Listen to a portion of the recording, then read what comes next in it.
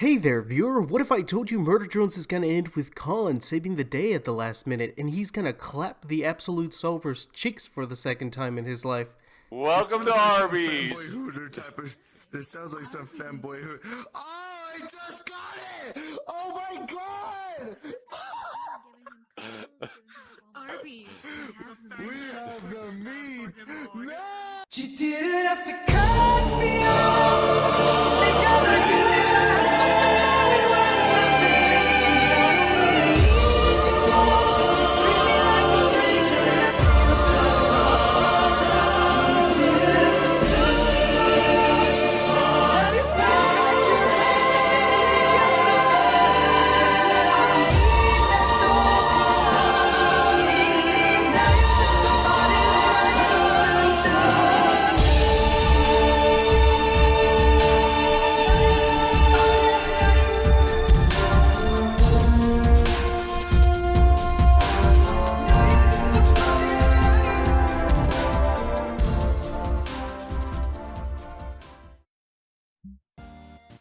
And I really wanted to do the final one with some kind of a YouTuber that knew the same amount of shenanigans that I knew.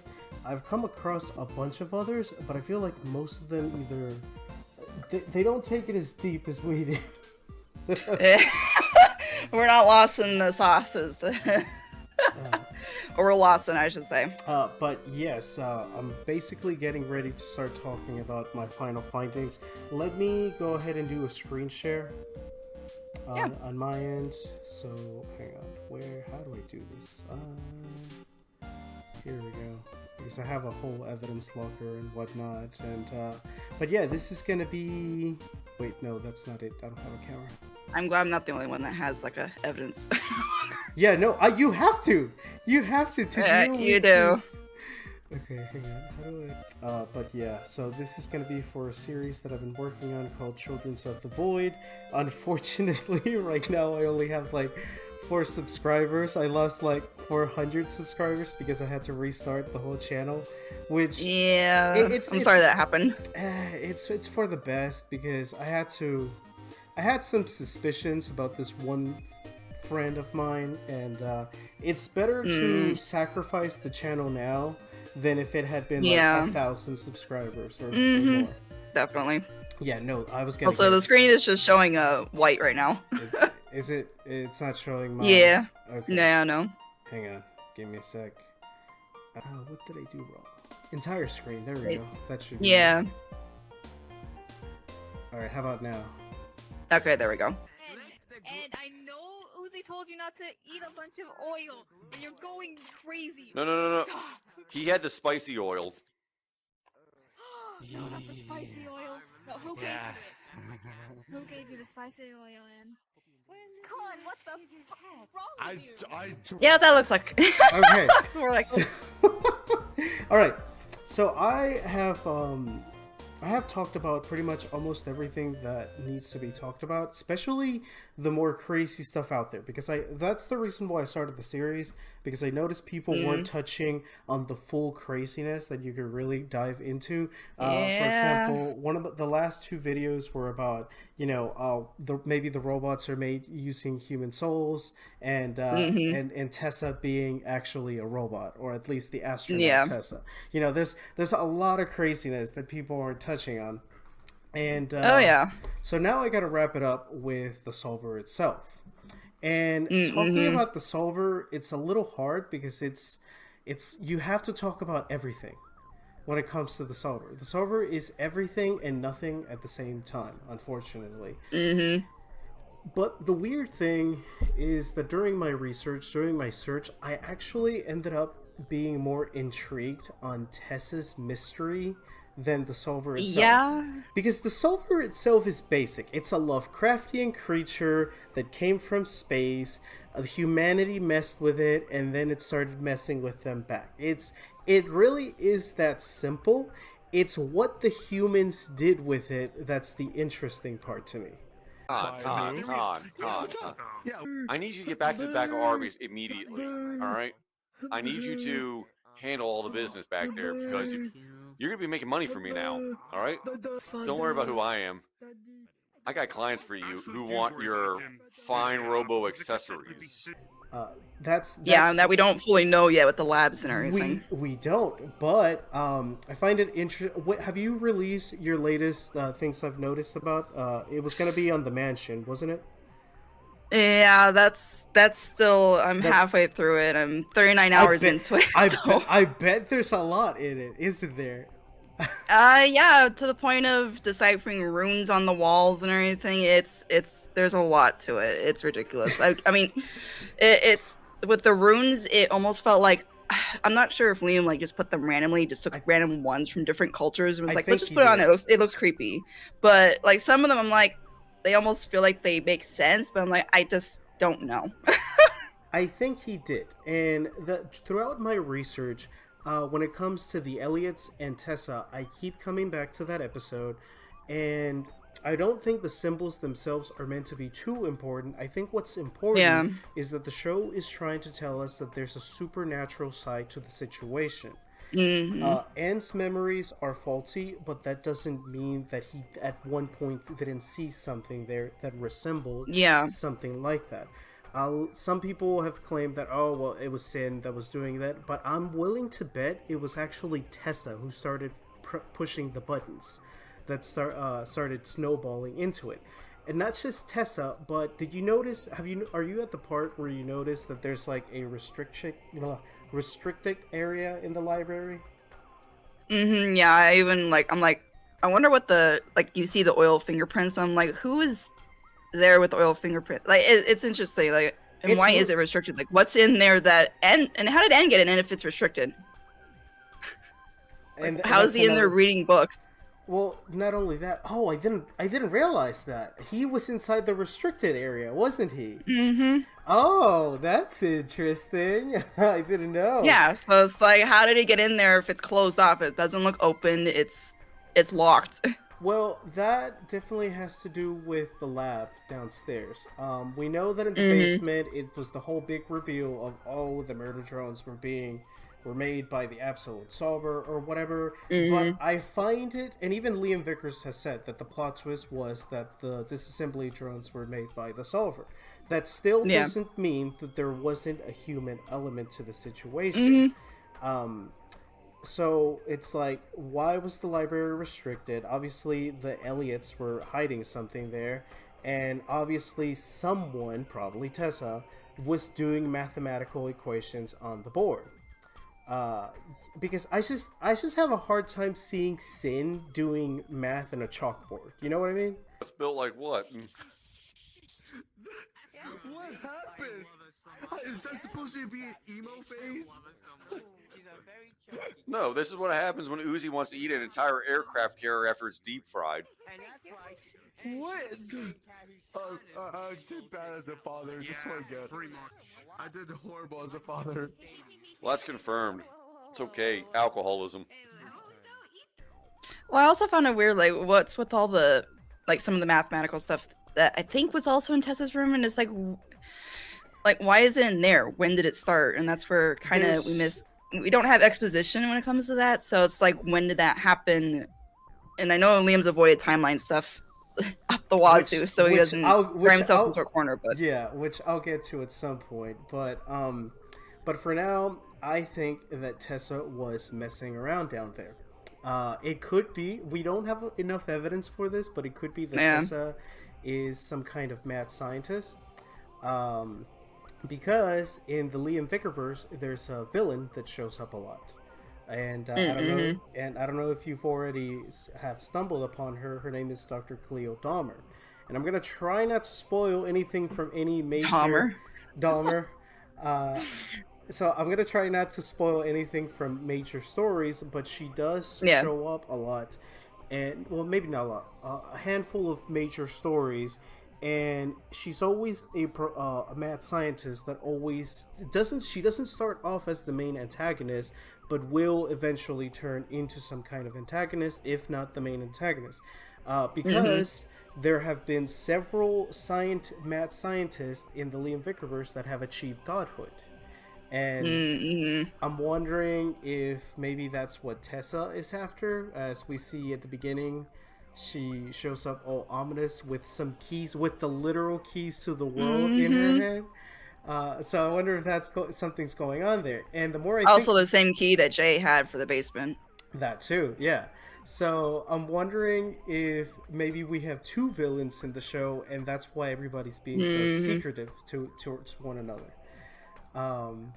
The robot Tessa theory, though, it's basically that the real Tessa got turned into some kind of like robot doll that's probably in the pink briefcase that we see at the beginning when Tessa first shows up. I have more evidence on that. I don't know if you want me to go down that rabbit hole. It's pretty quick. In the I mean, you can. Well, because I've wondered about that pink suitcase and why we haven't seen it since then.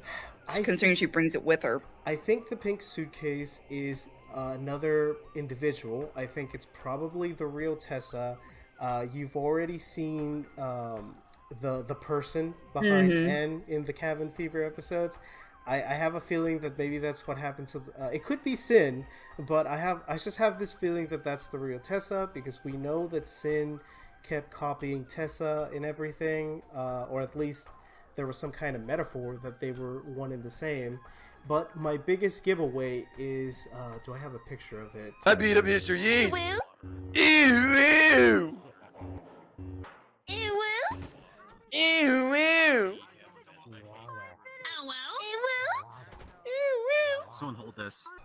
The scene when Tessa meets N on Copper 9 for the first time, and she manhandles him.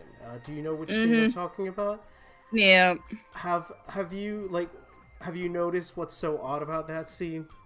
Do you want me to spell it out for you, or did you already figure it out? I'm trying to think, because it's either going to be... Is it to do with the whole toxic air thing? Like, she can't lift him very well, considering when she was younger, she had no problem. Well, no. Like, if you I have the video somewhere, but Tessa clearly grabs him and is pushing him around, and then she realizes something and puts him down, and then starts coughing, making some kind of complaint about the air, toxic air, or something like that. And I think what she was really trying to hide is the fact that she can lift him. We don't have an official like how much the robots weight, but keep in mind that disassembly drones can literally like hold doors that are several tons. So the robots have easily heavier than a full car, and Tessa was grabbing him like it was nothing. So I think that's a dead giveaway that she's either super augmented under that suit, or it's not her, and I don't think it's her.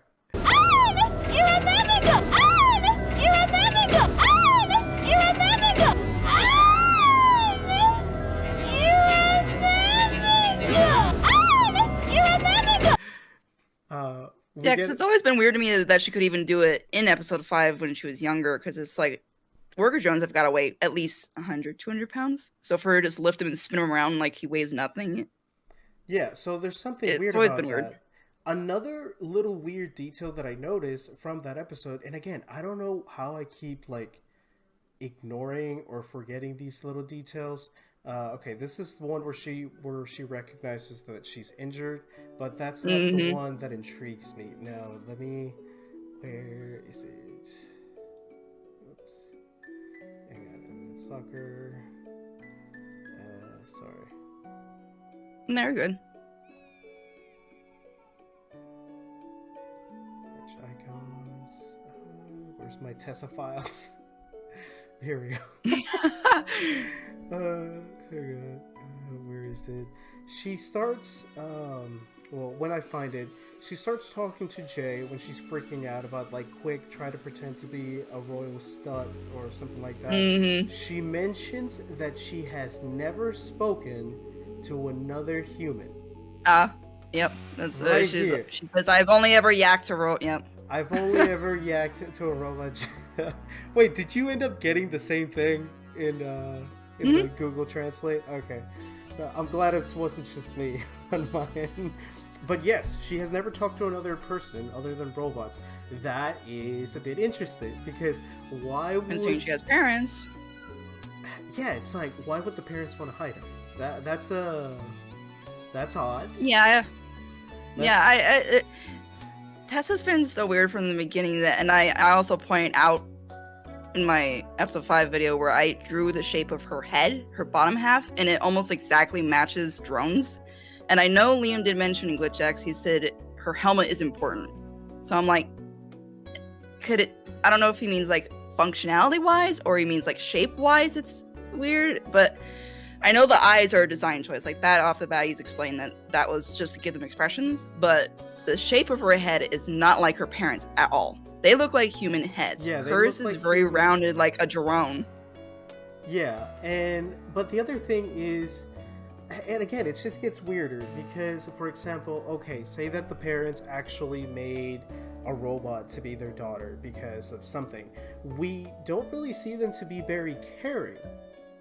So Yeah, like they could make her. I mean, not that they abuse her in that sense, like physically, but in the sense of like hitting and stuff that we've seen, but chaining her up. Like they don't really fully care about her well-being. Yeah, it's like they don't seem like the kind of parents that would be like, oh, our daughter got hurt in a mining accident, so we gotta turn her into a cyborg or robot or something like that. You know, they just don't look like that type, which only makes it even weirder. It could just be an aesthetic thing where they want us to sort of see Tessa as the robots. I've also thought that maybe it's to maybe humanize the robots a bit more, make them seem like they are people. So that's one of the things about that. Lord Bucketman or Frumple Bucket, have you stumbled upon him yet? Oh yeah, I've gotten to, well, not his next part, but I brought his part over to an earlier scene. I'm gonna make sure you die in my hands. That's why You you're gotta Dad, drink the stop. pain away. Stop. Dad, stop drinking. Stop. Dad, no. Dad, stop. No, you're just like my dad I and swear to I. God, Stop if you don't stop drinking. drinking, I will hit you. For example.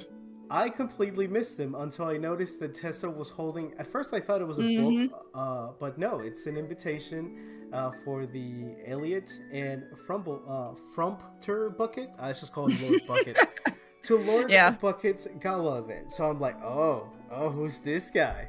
And in the credits, he is in the credits. So, and a lot of people speculate that this Australian man, or at least they think he's Australian because he's is a family member.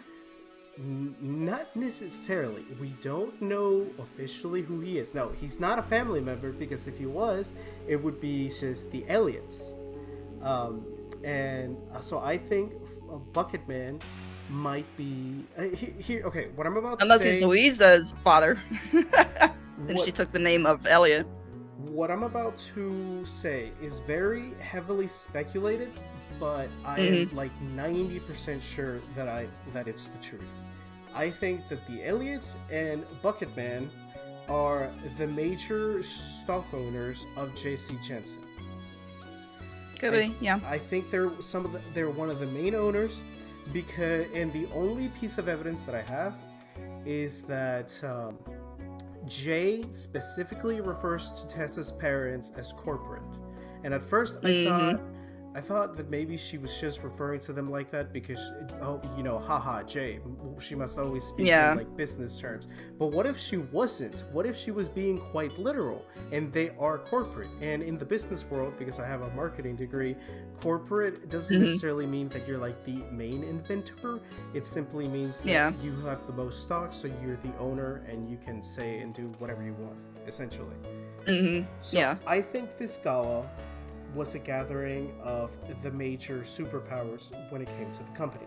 And the company is very important because the company connects everything in the show one way or another. Everything has to do with the company. And something that weirded me out at first at the beginning of Murder Drones is through Nori's little kooky ramblings, we have the whole what is it when the something sucking going down somewhere down in the lower area. Then I got offered to do crack cocaine when I went down there. Awakens, the what do you call it when machine becomes self-aware? The singularity. Sentience? Yeah, Oh, the singularity. the singularity awakens. Okay, so but from my point of view, it's like, okay, so say that something went wrong with the robots, one of them gained a lot of sentience and went AWOL. What are the odds that this happened while there was this fancy party meeting with all these powerful people meeting all at the same time? Because if it had gotten that kind of sentience, then it's like it could have just left. It could have just left the mansion to do its own thing. As far as we're concerned, currently in the show, Earth is gone. I'm starting to think that Earth is not gone. I want to believe that Earth is gone because it'll make things more simple.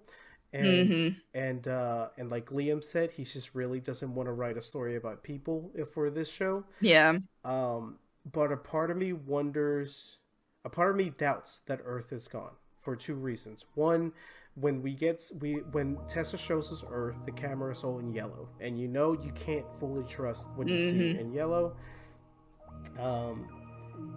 And the other thing about that is we don't really know how space travel works in this world. We don't know if it takes like several decades or light years to reach a place. And I just, you know, little thing that none of the characters have ever mentioned, and I'm sure Liam has been intentionally vague about it. I do have a small theory. I think maybe it does take several decades because of the bunker, the bunker where the whole show takes place. I've thought about, you and I have already discussed a little bit about the cryo sleep chambers. Yeah. I think the bunker might be a spaceship. Could be. Yeah, that's just land in there.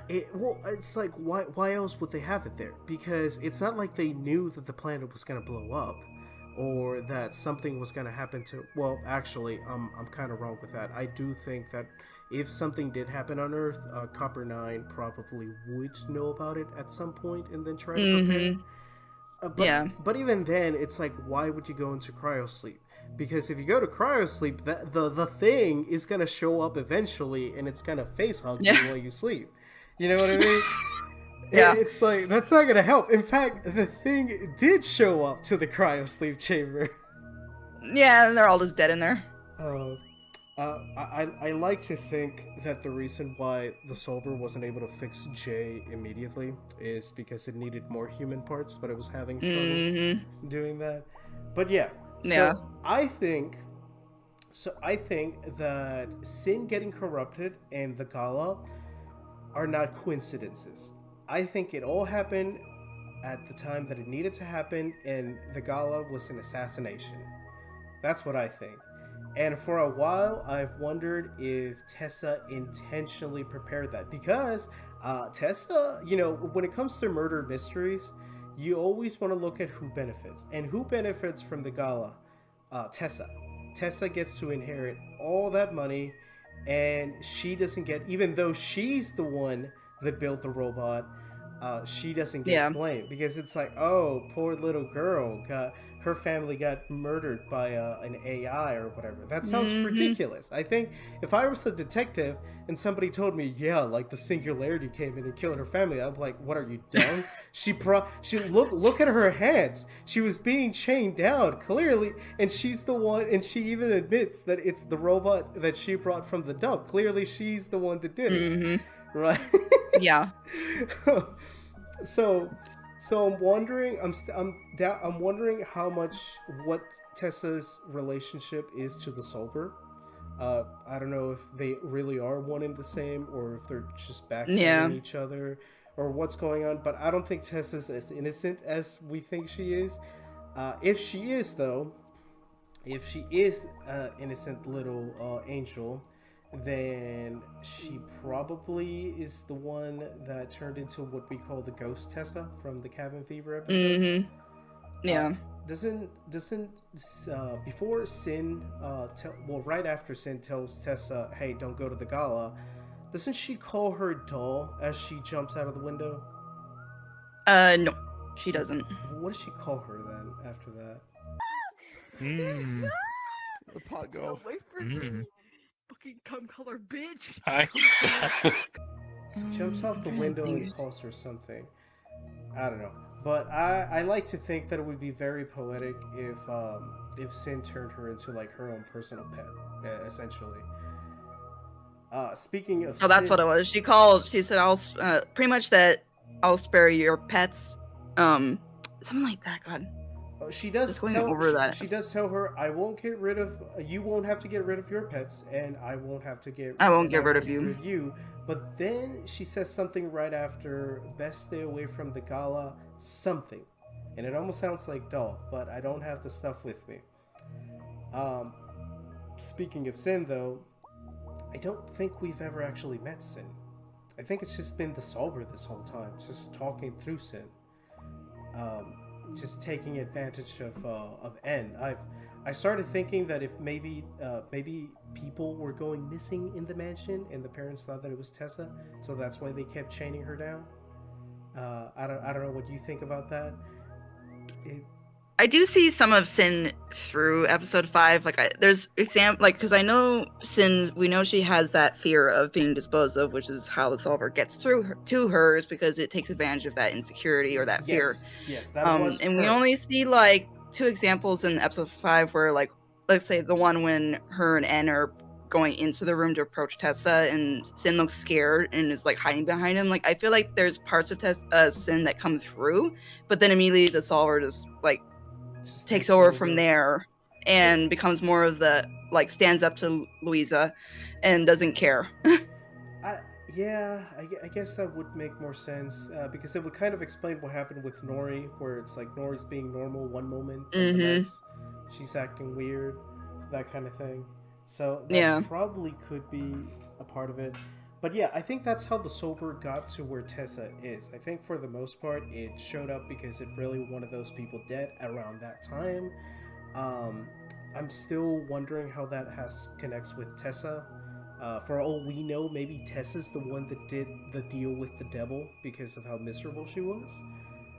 You know, it's like we see that Sin was very upset in the dump, and that's how she got seduced by the Solver. Maybe Tessa got seduced the same way. It's like, hey, you know, I can get you all these little friends for you or whatever. They'll love you and whatever. I don't know, something like that. Could be, yeah. And what Sin said is, "You seem squeamish," before she left. That too, which I mean, who wouldn't be if you saw robots? Yeah. Anyone would be squeamish at that point. Yeah. But I do wonder if people and robots started going missing before the Gala, and that's why the parents were just chaining her down. Because who else are you gonna blame? The robots that always listen to you, or your weird, crazy daughter? Speaking of which, and this doesn't relate too much on the topic, but in the other series that I'm working on, it's already finished. It's just that I'm re-uploading it with like revamp information. The case of the missing Bambino, where I try to guess like Uzi's age and everything. Crazy idea. What if I get the feeling N is mentally younger than Uzi? I feel like that's the joke here. Yeah, I mean, yeah, he has come across more of like the more innocent. Naive, innocent. He draws like a little kindergarten, gets bullied by everyone. And it's definitely in Liam's aisle of humor. Like I said, I'm not gonna spoil anything in any other stories that you might read in the future, but he subscribes to the whole thing of if there's an abusive relationship, it's funny when it's the guy that's being the abuse.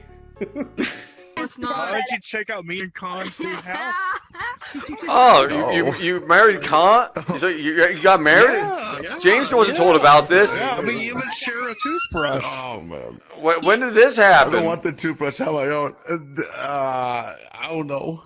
Yeah, well, let's see where you guys live. All right, Khan. Yeah. No, we don't have to. No, we really don't have to. You know what? Yeah, be a cod. You know what I'm expecting? Over Oh my god. Just let me cook my cereal. Because I mean, Liam has a thing for being abused or something. I think he does it to make it less serious. Because it's a little funny. Like for example, like kind of like in the Monster Girl animes. You know, it's always the guy's fantasy, but I guess Liam likes to do the reversal, where it's like, oh, you were excited about this? Well, guess what? Get egged, loser. You know, something like that. It wouldn't surprise me at all. It's gonna happen in some of the stories you're gonna read, so be prepared for that. Mm-hmm. I actually thought that was gonna happen in Cliffside. Oh my god. That character has the most odds of getting egged. That's all I'm saying. Yeah. But yeah, that's definitely in his humor. Also, real quick on the thing with Frumter Bucket, did you notice at the bottom of the painting it says that Frumter Bucket, how to say Bucket presides, so he's the head one of the gala. At the bottom, like below the painting of person, it says Frumter Bucket here? presides. Yeah, presides, so he's like the one that leads the gala. Oh, I didn't. I have a hard time reading what's down here. This is why I like your series, because for the life of me, I have a hard time just seeing what exactly they're saying. Yeah. I'm guessing you just have like a really HD screen or something for it. It's a 2K monitor, yeah. Okay, yeah. But yeah, that helps. Now, okay, so about the Bucket Man. There's only one thing I've been able to find that connects him to the rest of the show. He gets a few seconds of screen time where he screams a bunch of Australian gibberish, and then that's it. Presumably he dies at the gala, probably. There's one other Australian thing that we see later on in the series, and that is the Sentinels. Dingo? The dingoes, yes, the dingoes, Yep. the Sentinels. So that's why I keep thinking that these people were major individuals that had to do with the company. They don't look like scientists to me, but they definitely look but they're probably cosplaying, honestly, right now, like to look like Victorian people. Could be, but I definitely think that they are at least the stakeholders, the ones that tell the scientists to do a thing. Yeah, it's like, sir, we found this weird alien artifact. Put it in robots. But sir, it might be dangerous. No, put it in robots and make money off of it. Because Jesse Jensen definitely has that vibe where it's like, it doesn't matter if they haven't fully tested it. If it makes them money, then put it in. And that's where one of my theories comes from. That has to do with the Solver. Did the worker drones come from Copper 9? Were they built in Copper 9? Because one of the things that I've been wondering about is we haven't really seen or told who is the founding father of the robots. And you would think they would talk about it at some point, you know? Yeah, it's like who the CEO was. Well, we see who the CEO was, but we don't see like who the programmer is or who put the inventor. Who was the inventor? Who put the sentience into these machines? Because they can be abused. They have feelings. They fall in love. They feel lonely. That is unusual for robots. That is very weird. Yeah, I think didn't Liam describe that in Glitch Expert? He said that they were like normal. He said they had normal AI, kind of like the that robot dog that if you kick it automatically catches itself. He said, but once all the humans died, the AI like learned to adapt, and that's where it changed. I know what you're talking about, and that was a bit of a vague explanation that he did, but I feel like it's one of those like half-baked ideas where it's like not it's not canon yet in the show. Yeah, so we don't know, because again he has to be vague in case he needs to retcon something. Yeah, which excuse me, but I like the idea that the robot's sentience actually came from the Solver, because when Uzi first talks to the Solver, it specifically talks back to her and says, you guys are actually more of my little cute puppets. And so when Sin got corrupted, the way that a robot gets corrupted by the Solver from a distance, it makes me wonder, have the robots always been part of the Solver and the humans simply added some safeties so that they could have their little fun with their little workers and stuff like that? That's a theory of mine. Yeah, Just trying to this cook is a my room, cereal, dang it, let me cook it. And this is our roommate V. She always cooks I'm for not us. roommating with nobody. This is my cereal. I'm cooking it. Sounds I'm better eating than it. this Y'all can service. get your own food. This is mine. So me and Con are married now. We just moved in here, V, and you're going to cook for us. Okay? Let me cook the. You know what? You're eating your cereal raw. Still. You know, it's I don't know how Yeah.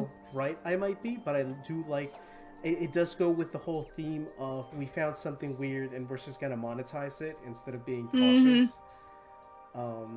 Which kind of leads us to the cathedral. So we know it came from Copper 9, and I bought the poster. I recently bought the poster, by the way. I gotta put it in my wall eventually. We know it came from Copper 9. Question is, was the cathedral always there, or did someone or something build it at the last minute when things went haywire? Because if the cathedral has always been there, then it's like who made it?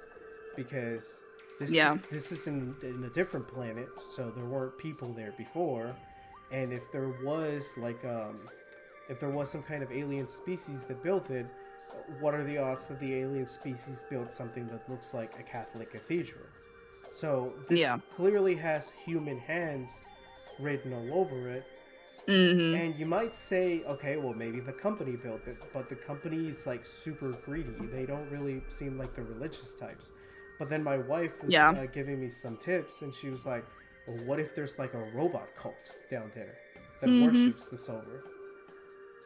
Yeah, it definitely could be, because somebody worshipped the Solver, whether it was the humans or the drones. One of them did. One of them did, yes. And it was probably the robots, to be honest. It goes with the show. You know, the Solver creates the angels of death. It gives, it can bring back the dead. You know, it does all the godlike things you could expect. They could have also promised, like, Nori and them that they could get vengeance on humans and get rid of them. You know, I still don't think... I maybe, but I still wonder what Nori's allegiance was to the Solver. I don't think... She seemed happy with it. I think she was happy with the powers at first, but then something changed her mind. And I do think that Yiva and Nori were working against the Solver at some point. You probably already knew this, but the Polaroid picture that Yiva took of V, that actually says a lot. It says that Yiva and Nori, well, no, we already know Nori knew that they were coming. Yeah. But Yiva also knew that they were coming, and they didn't wait inside the bunker. They allowed themselves to get killed. Not just get killed, but they clearly knew that the daughters would inherit the powers, since Yiva specifically wanted Doll to get revenge. So a lot of speculations there. I kind of wonder if the moms sort of like cloned themselves and allowed themselves to get killed to trick the Solver into thinking that Could they be. It's weren't. confusing too, because like in that flashback where we see at least Doll's dad die, we never see Eva in that flashback. We do see. So it's like, where did Eva get killed? Well, if you look right to the right of it, I think you can vaguely see Eva taking a picture, and we do have the corpse.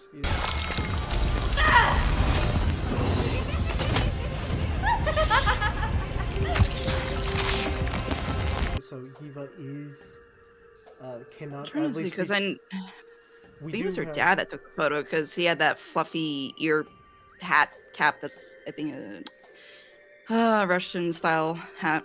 Yeah, in the video, from what I remember, the dad's getting killed. He's the first one to die, and someone else takes the picture, and that someone else is implied to be Eva.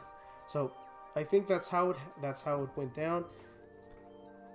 I'm still a little confused, because you would think that maybe you would want to hide the daughters in the bunker. So we're gonna find out in the next episode. The next episode will answer our questions about that for sure. But I do wonder if the moms are still around. I do wonder if I'm right with my Uzi's a clone theory. That would be very interesting. It would also make sense as to why Uzi's going through all the changes but not Doll, because it's like it's catching up to him. and again, I feel like it goes really good with the whole deal with the devil kind of thing, where it's like, oh, you know, at a certain point, your soul goes back to this thing or whatever, but then you trick it by like, oh, haha, well, I cloned myself, so it doesn't count anymore. I always look at it as like, I think emotional based, because you look at how emotional Uzi is compared to Doll. Doll is very calm all the time, very rarely gets emotional. And I'm wondering if the solver progressed so quickly because of Uzi's emotional state, and especially during episode 4, where that's when it gets at its worst, when she's starting to fear losing N to her, like the other students and everything. Well, yeah, no, emotions definitely have something to do with it, because, for example, when Uzi faces against Eldridge J for the first time, the first thing Eldridge J does is to fake kill Dad. So it obviously you got to be calm and collective to take on the solver. Yeah. And I feel like a big metaphor for the whole show is maturity and growing up. Yeah, you're renting that space. Remember, Con. Oh. Grandkids. Hey, yo, Want 'em. Con. I am not having kids. No. You have Protection. 14. No. Yeah, you already have 14 of them. Someone straighten this man out. Straighten this man out. Hey, Uzi, hold still. Oh my I god. want a baby. Alright, you gotta stay still. I gotta clean your shoes. Con! You know, your shoes What are you are doing? After a long day of I want a Arby's. baby. I want. Your shoes are already Oh, after a long go! day of I Arby's. need privacy. Go, get out, get out. I You need didn't. privacy. You didn't need privacy when you were in the back of the Arby's with V. Oh my. And then Bimbo Uzi. You had Bimbo Uzi too. You had no problem. No privacy there. Oh my god. Oh look, God, there's our child. Oh well, it just ran out. Where? Hey, Hey, look, hey, there's our Ew. child, Con. There's Oh, our That does child not right look there. anything like me. What is There's a our child. monstrosity? good news. Your neighborhood stalkers right there behind you to watch. You know, Uzi being the ultimate opposite of that. Yeah. It kind of also goes with the whole Tessa thing, where it's like we see a grown Tessa, but she's clearly still very childish, kind of thing. So, Because she would be like, if it's been 10 years, let's say she was like, what, 13, 14, she'd be in her early 20s now? I feel, see, that's the thing. It's been more than 10 years, because Doll and Uzi were born. Doll could have been around 5 or 4 when the disassembly drones showed up. So if let's say that Uzi is 18, then that would mean that it's been at least like 20 years since the incidents of the mansion. So, Yeah. So Tessa should be like 30 easily. And that's assuming that space travel doesn't take like months, if not years. Yeah, and then we also don't know what the maturity rate is of the drones themselves. Like, is a year the same? Oh, as that's with the other thing. humans? Well, that's the other thing. Did you find the secret month, the 13th month of the Murder Drones world? The one for episode 4 on the calendar? Yeah. So there's an extra month for their calendar. So Yeah, I saw that. they might actually be a little older, like at least a year older than what they normally would be, from Earth's perspective, I guess you could say. Yeah. But yeah, so we're kind of getting off track a little bit. So yeah, humans find Sober. I like to think that they messed with it. They tried to harness something. Sober gets pissed. It goes down, does the Gala massacre.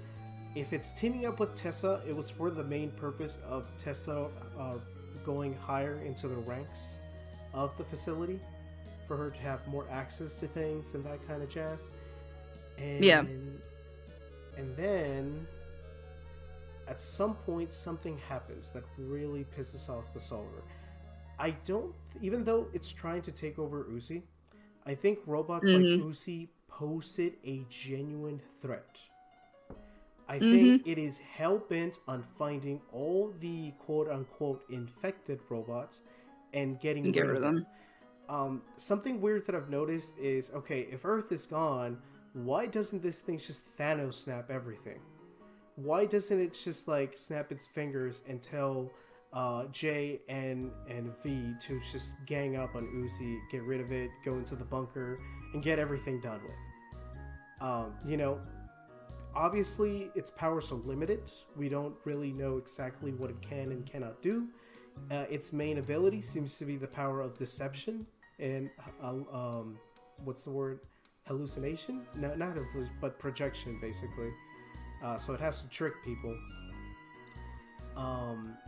Which I don't know if somebody already told you, but due to another story that again I'm not going to spoil, the disassembly drones are probably just heavily neutered absolute solver robots that have a bunch of safeties on them for the humans to mess with.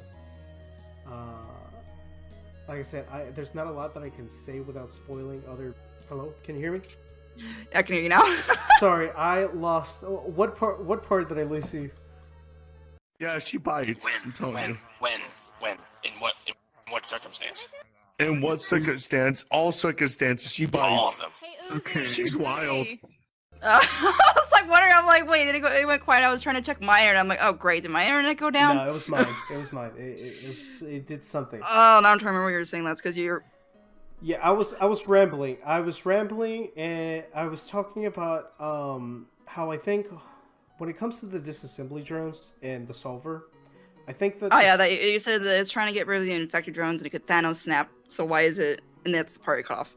Yeah, it's like, why doesn't it just Thanos snap the entire planet, or why doesn't it just order the disassembly drones to take out Uzi?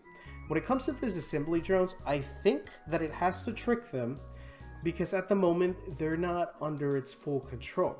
The admin thing. With that, not just the admin thing, but that is an important thing that comes into play in what is it, the flashback episode where Uzi's messing with their minds. Another little thing that could be working against the solver is that we know that the disassembly drones are heavily modified by the company. We know that the original design was from the Absolute Solver. And what I was saying when I got disconnected is, without spoiling big things from other Liam stories, although you can see it in Interconnection Cube as well. This is not the first time that humanity grabs something weird and they essentially lobotomize it and put a bunch of like cool like metal stuff around it to control it.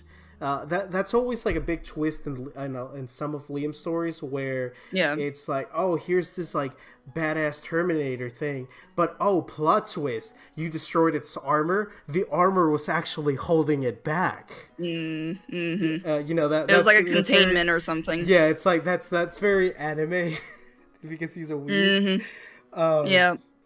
So I think that's what's going on with the disassembly drones, where they're heavily modified for the purpose of just being. Well, I have found it weird how like with when Jay went saw the whole spooky crab and everything, I thought, okay, that's why she had flesh and rib cage, was because of that. But then we see in episode 6 when En's getting sawed open by Bo that he's got a rib cage and there's blood and stuff coming out of it. So I'm like, wait, why does he have that in him if they're supposed to be robot or drones? Like, huh? Well, the human parts, I think it's just classic sci-fi horror where it's like certain human parts work really well as electronic conductors. That's very classic sci-fi robot horror, where the robot still needs you for parts and whatnot. So I'm not surprised by that, and also because Liam just needed a way to make it darker and spookier. I like to make the joke that the show originally was not meant to be about robots; that it was meant to be like people, but they had to do the 4 kids thing. Of course. Well, especially with it being on Glitch and stuff and everything. Like, Liam didn't care for his channel, but for Glitch, they weren't gonna. Which, honestly, though, I'm happy about it. I love robot horror. I love it. Yeah. It's so much fun. You can really have some creative things with it. So ultimately, I think that's why the main cast doesn't have memories. I think that's why they're being lied to. Why it doesn't tell why it has to use sympathy to convince N to kill Uzi. You know what I mean? It's like it's clearly no longer in control, or not fully. As for Thanos snapping the planet, again, there are two explanations. One is that Earth is not gone, and it doesn't have the ability to destroy planets yet. Or if Earth is gone, then maybe it's because there's something important at the center of Copper 9, and it's not supposed to blow it up completely. Because again, it came from Copper 9, so maybe its true form is under it. And I've often wondered are they going to go with like the classic Lovecraft thing where, oh, the planet was a living creature all along, you know what I mean? Yeah, because there was that drawing that Nori did that I think I pointed out for episode 3, where it looks like a giant black hole with teeth in the center and with tentacles on the sides. It's like, that looks like a form of the null, but like a living creature. So what if that's down in the labs? Yeah. And again, it's classic sci-fi where the whole planet is a creature. It would give all the more reason for Uzi to get out of the planet. That keeps getting foreshadowed a bit. There's a lot of foreshadowing with Tessa being a robot, which, by the way, the bloody hand, I don't buy it. You know why I don't buy the bloody hand? Because we've seen a lot of robots with human hands throughout this show. Well, there's another thing too that I don't think I thought. Okay, I want to say that I feel like it's obvious, but at the same time, I thought the ghost Tessa was obvious, and I almost didn't point it out because I thought it was too obvious. No one else is talking about it. But with Uzi in episode 6, after she puts the hole in the elevator and catches her, she coughs up blood. So I think she's slowly being corrupted more than just AI wise. It's also internally. Internally. And I'm like, okay, if she's starting to show blood, what if Tess is already fully corrupted? And so when she gets bitten, it's not full blood, but like whatever the fleshy goop stuff. Yeah, it's like she could still be a robot with weird fleshy things inside easily. Which is why I think the Sentinels were so weirded out by it. Well, and even at the end of episode 6, when that corrupted one, or not corrupted, I mean, the red error one scans Tessa, it says null. Yeah, and eventually it's like, yeah, whatever, you're not a person, die, here's a get hand, idiot. Which, by the way, that was amazing when he spits out the disassembly drone arm and shoots her. I want to see more shenanigans like that. That is hilarious. Yeah, it is. I also wonder, because this was something I was saving for my episode 6 things I noticed by. I highly doubt I'm going to get that out before episode 7 comes out. So I might as well, but we're running out of time. Did you notice that when they zoom in on Tessa's helmet in episode 6, there's a certain church bell that rings, and I'm like, something's standing out to me about this. So I counted how many times it happens in the episode, and it's exactly 4 times. And? I think she's right.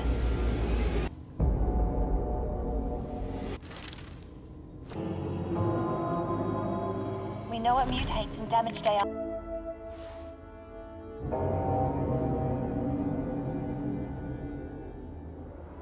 In the trailer? I looked up. Or in the actual episode 6? In the actual episode. So I'm like, I feel like something that means something. So I looked it up, and it's ringing of the Sanctus bells. And so 4 times, and the 4th ring is the bells may be rung a 4th time as the priest celebrant consumes the precious blood. This custom, which originated from the rubrics of the Tridentine Mass, may be continued since it's not forbidden nor suppressed in the latest version of the general blah, blah, blah. So I'm like, it has to do with consuming precious blood. And then you have the 1st, 2nd, and 3rd ring, which have to do with their own thing, which I'm like, I wonder if it has to do with Uzi, Tessa, and stuff, because you got the 1st ring, which is Sanctus bells are first rung prior to the consecration at the epiclesis, when the priest prays to the Holy Spirit to change the gifts of bread and wine into the body, blood, soul, and divinity of Jesus Christ. 2nd bell is rung a 2nd time as the priest elevates and presents the body of Christ. 3rd ring is the bells are rung a 3rd time as the celebrant elevates and presents the chalice filled with the precious blood. So I'm like, is Tess? Like, it's interesting. I'm like, I don't know if that's reading too much into it, but specifically 4 rings, and they're all focused on her. That is super interesting. That is really interesting. I'm gonna have to dig deeper into that. That's insane. I'll be really impressed if that really is like what they're going for. That's quite some detail. Especially with the church being in next episodes. I do know that Liam has mentioned before that he was very happy that they added like some secret choir music in the background of a lot of the music stuff. Yeah. Obviously, ascension into godhood has been, hinted at, especially with Uzi, which is terrifying, by the way. I think I'd rather have the Solvers just be God than Uzi. Considering she wants all humans wiped. Yeah, it's like, what is her deal? It's like but technically now I would think she would hate the Solver, considering first she hated the humans because she thought they were the cause of everything, and then she finds out, oh, the Disassembly drones are not, they're like, you're under orders of the humans, so then she hated them, but then now she realizes the Solver's like really behind it all, so it's like, is she gonna hate it instead? I don't know. When Uzi talks about destroying all humans at the end of episode 1, she gets a corrupted yellow glitch first before doing that. So I wonder if destroy all humans thing is just from the Solver itself. It could also have to do with her coming of age story, where it's kind of childish to want to wipe out all of humanity because of those events. So maybe it'll end with her finally getting over it, maybe? Though the merchandise keeps pointing out that it's like, oh, she's going to destroy all humans. It's like, what does that mean? According to the show, Earth is gone, so what do you mean she's going to destroy all humans? Unless there's multiple colonies of humans on different planets, but... Probably, but those planets are probably a war zone right now. Because that's something that I was talking about with my wife, because I don't have a lot of people that I can pester about murder drone stuff. Yeah. So I was telling her, it's like, if this thing absorbed Earth, then it should be able to like build a whole army. Then out of biological and metal material and stuff. You would think so, yeah. And in theory, it technically did attack Copper 9 with an entire army of multiple squadrons of disassembly drones. Yeah, because we see that in the labs. There's like dozens of them. So, more than likely, this is also happening everywhere else, which is terrifying to think about. With different nories blowing up the atmosphere. Well, another thing that I predicted for episode 7 and 8, or one or the other, which I don't know how many have noticed this. It's another thing I was going to do after my episode 5, but again, with the time crunch, I'm not sure if I'll get it out. But I noticed for the poster for Copper 9 from their merch store, I'm like, okay, these are all the villains they've gone up against, but I noticed something specific that reminded me of like Internacion Cube. The X's? Yeah, the X's, and I'm like, why are both, like, we're used to the big X, or like N when he had the single X when he was talking to Uzi in episode 1, but I'm like, why does, and I'm pretty sure it's Sin, I'm like, why does she have 2 X's for eyes? Is it to show full corruption or more? That's a good question, because we've only ever seen characters with a single X, not the double X. It's really weird. Obviously Murder Drones has inspiration from Interconnection Cube. Yeah. Liam takes inspiration from all previous works. And there are 2 things. There's a fan canon universe where Liam has never officially acknowledged it, except for one story, Puppet Game, where he says it's not canon, but it kind of is. Do you want me to do like a quick 5 minutes of the deepest Liam lore? There's a big... Sure. So in the Liam Vicarverse, it's kind of implied that there's this parasite thing that infects people, and the parasite can be used eventually to achieve forms of godhood. And every time we get a new series, it's actually someone new achieving godhood and resetting reality. Resetting the timeline or reality. And that's why we see some of the old characters back. For example, there's a character named Sarah who is one of like the origin Yandere Monster Girl characters, and you could even say that Uzi is the new reincarnation of Sarah. So it's really Kind of reminds me of interesting. the what was it? Another one of Nori's drawings, but the wormhole that I noticed. I'm like, why is there a draw? There's one drawing, just one, and it's a wormhole, and I'm like, why is that there? I'm like, are we gonna get into wormholes? He's done that before. Mhm. He's done every kind of plot line you can think of. Okay, it's all complete. It's all convoluted. Anything is Mhm. possible. It really Reincarnation, is. time travel, other dimensions, the whole shebang. He has Yeah, done he it, can take it anywhere. and it can happen at a moment's notice. You Mhm. never know. Um, which is why I really think if they do end up doing a season 2, the best way Yeah. to save all the assets is to send one of the characters back in time. Yeah. I mean, it'd be very interesting. And I mean, there's just so that's the problem with it. Like a lot of people in the fandom are like, it's one and done. And, you know, we're heading toward that conclusion with it, they're all gonna die or something. I'm like, I'm like, if you know Liam, it's like he could take this so many ways. You guys have no idea. Yeah, because the designs, for example, the design series, that one was supposed to sort of end pretty much in every It has 3 seasons. It wasn't finished, but in each season, Yeah. it was supposed to be the ending, and then he decided to Mhm. continue it. If he's not sure if he's going to end it or not, then it's going to be a downer ending. So if episode 8 Yeah. of Murder Drones ends with like a really depressing ending, then Mhm. that is confirmation that there's a season 2 in the works. He simply does the downer ending because now you're hooked. Now you really hope for a new season. That's funny because that's what I've told people. I said my prediction is if it gets a season 2, I said I could actually see Murder Drones getting 3 seasons, where the first season is very, very depressing ending. Second is you get a little bit of hope, and then the third is either gonna be happy or bittersweet. It's gonna be something like that. Like that's what I felt. Yeah. Yeah, I think financially speaking, he would be a little bit foolish not to pursue a second season. Mhm. Because on one hand, yeah, he likes to move on to other projects, Yeah. but on the other hand, he's a little lazy, and I know he's not too eager to go back to 2D drawings because he's gonna have to find a whole Mhm. different team besides Glitch, and he's gonna have to be on his own, and he doesn't like being on his own. He needs a team to help him out. Yeah. He's a good writer. He specifically has trained himself to be more of a storyboard writer. Yeah. So I will see, unless he got a ton of money, I just don't see him ditching Glitch production anytime soon.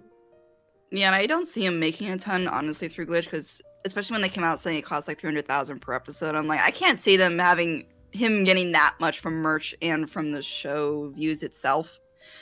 So I'm like, if I were him, I would definitely keep going with Mergens. Maybe one more season and then Yeah. then call it quits. Because at this point, he doesn't have to give us too much plot. I feel like at this point, the fans just want to see more of the world. Yeah, like I honestly would just be happy like exploring the world. Like it doesn't have to be a big baddie or it's just it's interesting world. So it is and because characters. you know what's a question that I keep wondering about. What are the robots in the bunker doing with all the dead bodies? Do they not know about? Yeah, the whole there's so much. possession There's thing? so much they could get into with this. Like I've seen it in like fanfics and stuff where people build on the world, and I'm like, this could go. It'd be so good. Like there's so much they could do. Like are like when he brought up in Glitch X, or was it Kevin or Luke that asked him like, you know, are there like Japanese ends or like multiple ends? And he's like, maybe. And it's just like you could go so many places, like different planets. You know, do they look different? Do they have like, are they built differently for different purposes and everything? Because I don't know, the drones on Earth, like when James throws that fork and hits it in the visor, I'm like, is it that? Okay, either James is super strong or those drones are super weak, like for a fork to pierce the visor like that. When they could bend wrenches and everything. I think their head is a little fragile. I think they're made to be used for like mass production, and that's why they always have the helmets on. Because they're just a little fragile. Also, if you're an evil company and you know that these things could turn on a whim, you might not. Yeah, make their head sensitive. Yeah, at least the head. At least. Just shoot him in the head. It's like a freaking zombie. Just shoot it in the skull. Potentially. But yeah, I feel like we've talked about pretty much everything that we can, unless you have other crazy stuff. I really enjoyed that whole bell theory, the Jesus bell. Yeah, if you go back, you'll hear it specifically. It's when, like, the first one off the top of my head is after she turns away from the computer screen and it like focuses on her. It's that bell sound, and it's just and the first one actually is when Uzi's talking to Tessa, and she goes, "I think she's right." And when it zooms in on her, it's the bell. And I'm like, why is it always on Tessa's face? And why is it always that dramatic zoom in? And it's just that ominous bell. And I'm like, something tells me this means more. And when I looked into it, I was just like, really? Seriously? This is actually a thing? I'm like, would Liam go that deep? But I'm not surprised because there's, I've delved into the music and there's a lot to the music itself and motifs and everything. That wouldn't surprise me. Only if he wants to. For example, when we were talking about Tessa's room filled with voodoo graffiti and all that jazz, I'm sure that wasn't really meant to be too important since there's, it's like he would have to read a lot about it and whatnot. But it was a lot. I hurt my brain with that one. But I could definitely see him doing something very specific with bells like that, where it's like, all right, well, let's see. I want to do a dramatic little Easter egg with this. Let's see if there's anything in like religion that speaks about it and whatnot.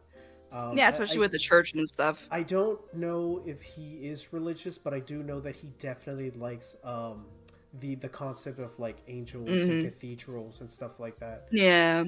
Which is cool. That's why everybody uses it for like sci-fi stuff like Warhammer and all that stuff. It's just giant castles are cool and angelic creatures. It's awesome. Yeah. But yes, let's see. Anything else you want to talk about? Because like I said, I feel like we've discussed everything that we could for speculations about the Solver. And pretty much about what's going to happen next. It's like clearly whatever it is, it's after Godhood. They're going to go after the thingamajig. It's definitely I'm trying to think like what else I would bring up, and it was like I did the bell thing. There was the. I don't think N is gonna kill Uzi. I think when Tessa finally gives the order, he's gonna be like no, because that seems to be his story. His story is that he has to grow a backbone and say no to everybody. And the only people that he hasn't said no to is Tessa and Uzi. And I think he's going to end up having an encounter against both of them. Especially like when we got that clip of her snapping his hand back or whatever. Like there's the whole theories about that because it's like her visor's not on. There's no yellow lights anywhere. So is that her doing it or is it... But her visor being off, I'm like, I don't know. She could be turned off. And it's just it's probably all, like well I what I was thinking is that if whatever's behind the helmet, if that is a shard of the Solver, that because it's closer to Uzi, that's why we see Uzi starting to get possessed. And I think that maybe it'll start doing random moments like that to sort of convince N that she's getting out of control. You gotta put her down, shoot her, officer. That kind of thing. So that's. It's also interesting that she's holding a cross. It's like, what is that supposed to do? Repel it? Well, I could definitely see like a funny scene where N doesn't know what to do. And he's just like throwing a crucifix at her. Here, take it. Power of Christ compels you. It's like that. What is it? That first opening scene in the teaser for episode 7-8 when they like hug each other. People are like, "Oh, it's what leads to that scene of her crying." And I'm like, I actually, when I was gonna break it down, I'm like, I think they're actually two separate scenes because when you look at them before they hug, it's like something out of Scooby-Doo where they throw their hands up into the air and they both look horrified, and then they hug each other like they're scared. But then the one with Uzi crying. First off, N looks stiff, like almost like he's shut down, and she's holding on to him and crying, and he's not moving, like he's not returning the hug or anything. So I'm like, I wonder if he's turned off and she's either saying goodbye or something serious is going on in that scene. But the first one I feel like is a funny moment. Here's what I think. I think that the Solver is going to be running around trying to get them killed. I think it's going to try to scare Uzi because, as we've already stated, Uzi has to be very emotional so that she can't use her soul that well. If she's afraid of losing N. Because something that I thought was very weird that it had to be intentional is in the previous Mhm. episode before the flashback and going down into the labs, Usi Yeah. gets buffed. First, she has her little ray gun, and then when she Mhm. loses that, she cocoons and turns into the murder butterfly thing. Yeah. And she becomes super strong to the point where she can almost kill disassembly drones on her own. Mhm. But instead of getting to use her powers on the next episodes, we see her getting reduced back to a little girl when faced against the horror Yeah. of the Sentinels. And Mhm. not even the Sentinels, really. She was just fighting a crazy robot lady. Yeah. A mad scientist. Have you? I haven't read this comic that a lot of the fans have suggested. Designation U, or something like that. First time I'm hearing of it, actually. It's something to do with Uzi becoming a disassembly drone, and all the fans being like, "Oh, she's super powerful and has all these lasers and stuff or whatever." And from my perspective, something that Murder Drone seems to be telling us is that it doesn't matter how strong you get, you are not that guy. You're not that guy, pal. Trust me. You're not that guy. Okay.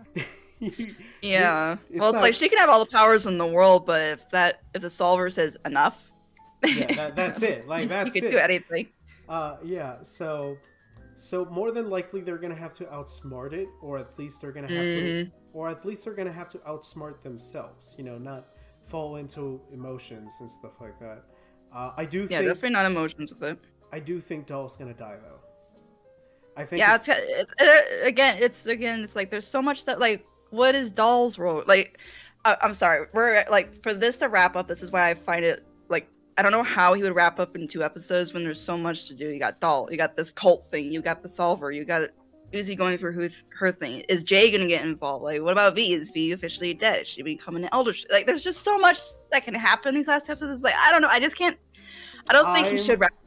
There's just too much. I don't, like I said, time travel, and we get more. Yeah. We're gonna get more of the story if we time travel back.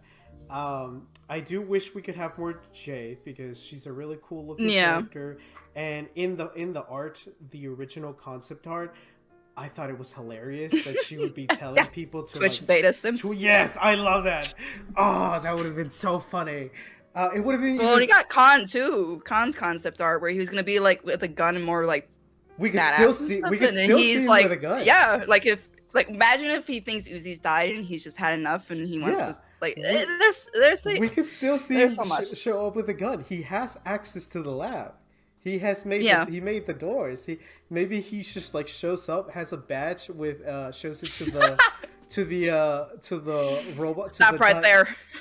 The Sentinels, and then he just shows up riding a Sentinel and starts shooting up the place. Oh my God. I could see him do it. Yeah. I mean, hey, it wouldn't surprise me. This wouldn't be the first time that he banged up the Absolute Solver. Bad joke there, I know. Knocked up, I should say. Oh my God. Did you ever see Steven Universe? I have not. Like, I've seen clips of it, and He reminds me of the dad. The dad, basically, he's a side character, but everybody makes jokes that even though he's just like this regular dude, he's just rizzes these space ladies with ease for some reason. Oh my God. So I could see Khan coming in and saving the day, which would complete his role as a father when you think about it. Yeah, makes up for all the, well, I don't know, years of abuse, years and years of his emotional. We need to see more of Khan. We need to find out what's up with him. I want more of Khan and Nori. Like, what was their relationship like? Like, seriously, I don't know. There's just so much. I still think that the Solver was the one that was dating Khan for some reason. I'm sure it was. I mean, it's funny because again, Khan just doesn't come off as the guy that would get Nori. It seems that they're going with like Nori was like the queen bee kind of thing. So I'm like, all right, well, how did even Khan mentions that she was quite a catch kind of thing. So yeah, I definitely think it was the Solver just doing something. I don't know why or how. Probably because of why specifically them too. Yeah, so something happened there, and we're gonna find out. That or because it's weird because like they had happy memories when they were together, but then like in the box it says it got kooky. So Well, unless the solver was always there, and then once she got with Khan, it's like wait, I can actually have another host. So maybe, but at the same time, I don't know. It's weird because it doesn't really need another host. It just does its own thing. One of the theories that I had is that Uzi was meant to be a sleeper agent that was supposed to activate inside the bunker and kill all the robots from within. Yeah, I mean, eat them all. That and the whole name, the name Uzi. Which, by the way, I actually do have something to say about the names of the moms and the daughters. Uzi's a weapon. In the Urban Dictionary, the name Nori means a godlike human.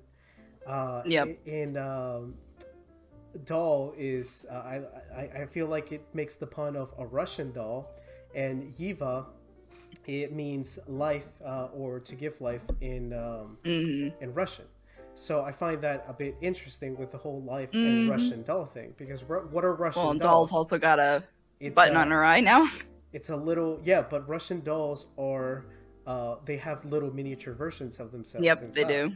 So that's one of the things that helped me out with like the clone theory, that it's still there, and it might even explain why Khan is a little resentful of Uzi. Why he, even in the Times magazine, he's like, I consider my doors my real daughters, kind of thing. Which, by the way, makes so much sense that robots see their inventions as children. Yeah, as real children, not an actual child that they have. Yeah. So I've often wondered about that, but we'll find out. I hope I'm right though, because drama. Yeah. Well, it's like people were theorizing that the reason why Uzi, if it is her, not the solver, breaks or snaps back in his hand is because she's upset because she finds out he killed her mom. And I'm like, okay, we're not gonna have that because we literally had Uzi confront that in episode 2. She already knew that the Disassembly drones might she thought that they I mean, that's again, we don't she's going based off of what her dad probably told her, that she was killed by a disassembly drone. Which I do believe that that's what happened. Yeah. It's just that, but yeah, in episode 3, in the prom episode, she gives a speech to Doll. She basically already came to the conclusion that it was one of them that did it, but that she blames ultimately the company. So that's not why she was manhandling Anne's hand. I think that's just Solver. It's gonna do. A lot of people keep saying it's gonna be an Exorcist parody, and I can see that happening. I think a part of me thinks that the whole Nori went all kooky crazy is when the Sober finally ditched, and she came to her senses and started just trying to warn everybody about everything that she knew. Because she glimpsed into the hive mind and whatnot, and I think she was suicidal, because even before the Copper 9 exploded... she definitely was, yeah. We see that they were probably torturing her to do stuff with the powers, I guess, because I don't see someone wanting to kill themselves simply because they keep getting spooky visions. I think there was physical trauma going on there. And also the song, have you paid close attention to the lyrics of the sacrifice song for V? That is, the Uzi's voice actor is the one that sings it, and a lot of people have talked about all the metaphors, but I like to take a literal approach to it, and to me that whole song sounds like a suicide note or a cry to death. It's almost like when you look at the song, it's almost like Nori walked out and intentionally calling out to one of the drones to come and take her away. She definitely could have.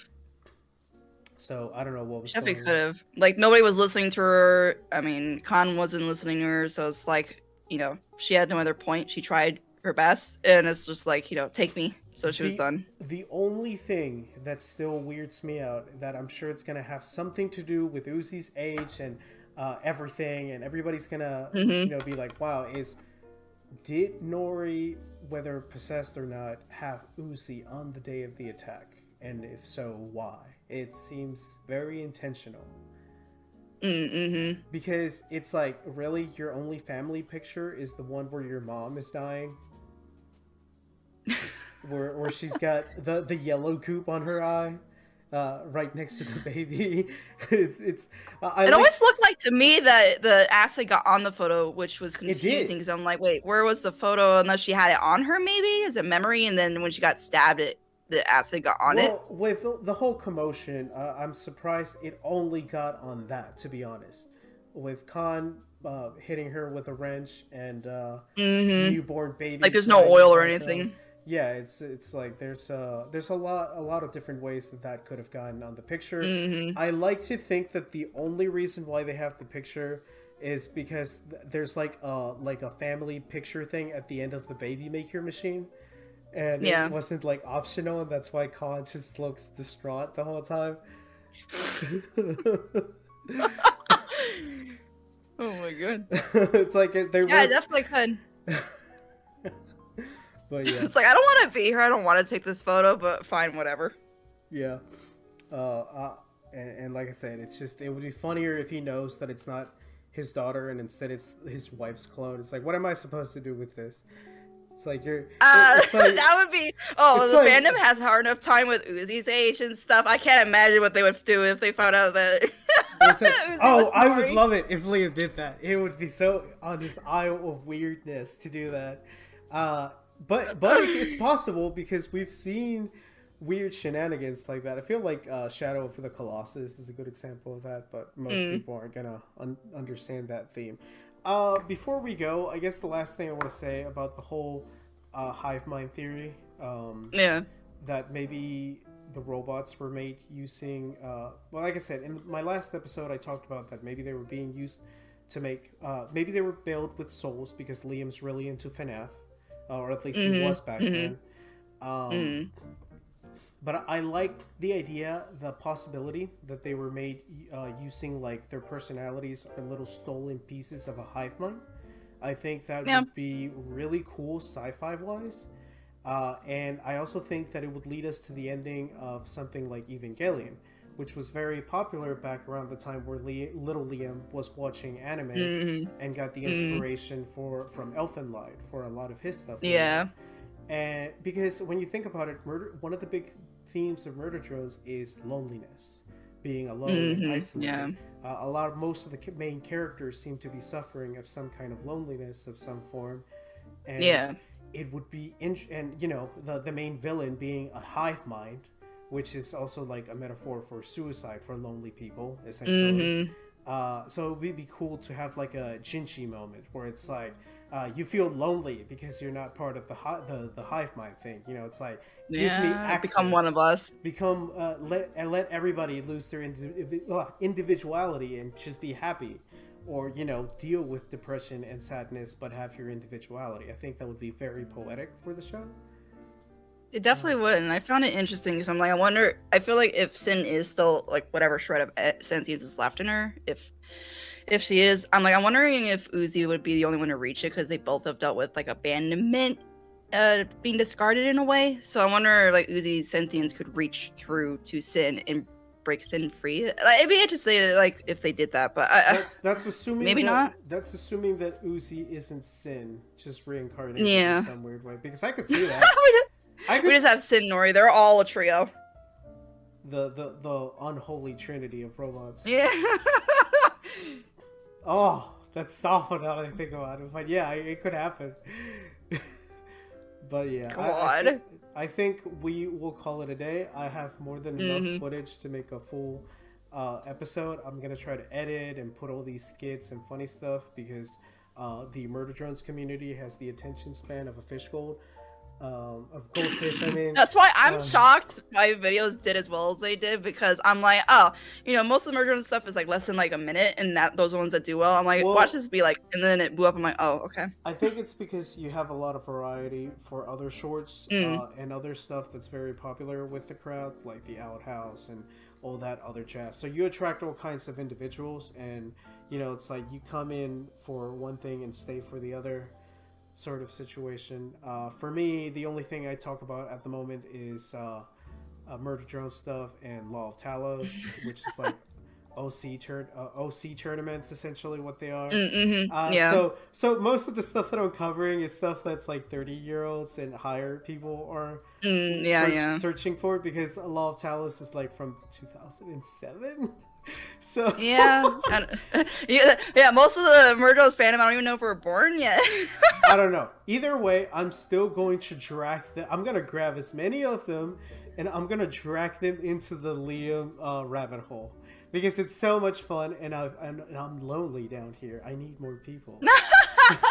Yeah, I've noticed that. I've got a few fans of Liam's that are like, they talk to me and stuff, and they're just like, it's nice having someone to talk with. But I'm just like, are you guys that lonely over there? He abandoned us. Father abandoned us. All the bad Our God parents has left us. All the bad parents he writes about are just metaphors for him and his relationship with us. Just his community. Oh my God. Okay, so one last thing before I go. On my channel, I'm probably going to upload them by the end of this weekend, so sometime after Sunday. I'm going to upload 2 secret little stories. The original stories were called A Cold Love Story. It was written by Liam Vickers. It's a 2-parter. It's technically the original and a prequel, but I'm going to upload it as part 1 and part 2 in order. No problem. It's a story that Liam deleted from his original channel. If he finds if you upload it to your channel and name it A Cold Love Story, he will find it and take it and ask you to take it down, or put pressure on that. We're not really sure why. The story's not perfect. I really like it, but it does have some plot holes. But ultimately, it's not the cringiest thing he's ever done. So it's still a bit mysterious as to why he keeps taking it down. But here's the reason why I'm mentioning it. Because Murder Drones has a ton of Easter eggs to that story. And it's really weird as to why he's... It's kind of funny. It's called A Cold Love Story, and Copper 9's freezing, and it does kind of have a love story going on, so... Well, he really likes love stories, but he likes those little elements in there and stuff like that. So I'm gonna be uploading them. I'll let you know whenever that happens, so that you can take a listen to it. Each one, definitely. Like an hour long, because, like I said, when you listen to it and then you go back and watch Murder Drones, it has some interesting little scenes. Like the scene where they discover Doll's parents like dead with all the dishes. Did you ever wonder why there's a bunch of dirty dishes next to their corpses? Yeah, considering it's like if they died out of the apartment, then why are there empty dishes there? There's several empty dishes. So the reason why is because, again, that is a clear and direct reference to A Cold Love Story, where A Cold Love Story is about a yandere character that goes off the deep end. After she kills, there's a scene where she kills the parents, but she doesn't acknowledges what she's done, so she keeps feeding them and keeps leaving the dirty dishes for them, because she's, in her mind, she's like, oh, they're just slow eaters, they'll finish it eventually. So it's really interesting. Yeah, that definitely seems like a direct Easter egg from that, or a reference to it. Considering that's never like brought up or addressed or anything, it's just like a little thing. It's like he threw in there, like, you know what? I did that in that other story, so let's just put it here. There's a lot of weird little stuff like that. Like I said, you finished watching Internetian Cube, right? Yep. Remember the sleeping scene? The hey, I didn't know you needed to sleep speech. Yeah. Yeah, that word for word, that is also found in the Design story. Interesting. Yeah, I'm only on part 3 of Design, so I haven't seen that yet. I'm pretty sure. Yeah, so like I said, I'm not gonna spoil too much of Design. It gets wild. That's all I'm gonna say. I bet. I bet. It already sounds wild where it is, and I'm like, yeah, I could just see this going all over the place. Oh yeah, he just really likes short stacks. Apparently, that's all I'm gonna say. Anyways, any last words before we go? I don't think so. I'll probably think of it after or something where I'm like, oh, that's what I wanted to say. Never mind. All right. Oh, God. Well, thank you for joining me on this episode of Children's of the Void, Part 3. And No problem. Thank you for having me. Yes, no problem. And good luck, trying to replace Matt Pat. The old gods are dead. Yeah. So it's our time now. No pressure at all. No pressure. Totally not a big mantle to go and take over. Or I'm not even trying to take over. I just love the show, so it's just like get into the lore and everything. He managed to retire by actually being in the FNAF movie, so maybe you'll get to be in the Liam Vickers rated. Just voices more of the characters. It's not going to be a rated R. It's going to be like rated mature for adults only movie. If I could like be a part of a scene that's like just I don't know a dying character or I'd be fine with that. Yeah, that seems more like in line what he would do to his fans. To be honest. Let's kill you off. You're like one of the main theorists. Let's kill you off in the show. Okay, thanks. Probably, yeah. All right. Well, see you later. Goodbye. All right. See you later, Murphy. Have a good one.